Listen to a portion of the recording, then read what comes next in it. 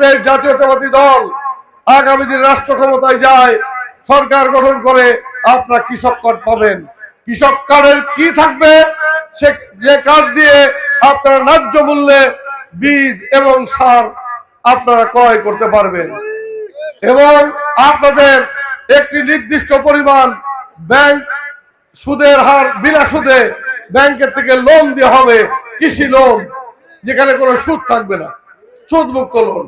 সুতরাং বুঝতেই পারছেন কৃষকদের নিয়ে চিন্তা রয়েছে বেকার যুবকদের নিয়ে, যারা আগামী দিনে লেখাপড়া শেষ করেই বেকার হবে, তাদের জন্য 1 কোটি বেকারকে বেকার ভাতা দেওয়া হবে যতক্ষণ সে একটি চাকরিতে না ঢুকতে পারে কিংবা কোনো ব্যবসা না করে।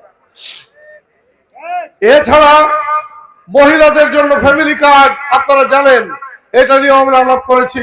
আমি আহ্বান জানাবো আমাদের যে সমস্ত ভাই ও বোনেরা রয়েছেন, আপনারা প্রত্যেকটা বাড়ি বাড়ি গিয়ে, বিশেষ করে 6টি বিশেষ গুরুত্বপূর্ণ কর্মসূচি রয়েছে যেগুলো মানুষের প্রত্যেক দিনের প্রয়োজন, স্বাস্থ্যসেবা, কৃষি, খাদ্য এবং ফ্যামিলি কার্ড, এই বিষয়গুলো আপনারা তুলে ধরবেন মানুষের কাছে, যাতে মানুষ বুঝতে পারে বিগত বিএনপি আর আগামী দিনের তারেক রহমানের নেতৃত্বের বিএনপি ভিন্ন বিএনপি হবে।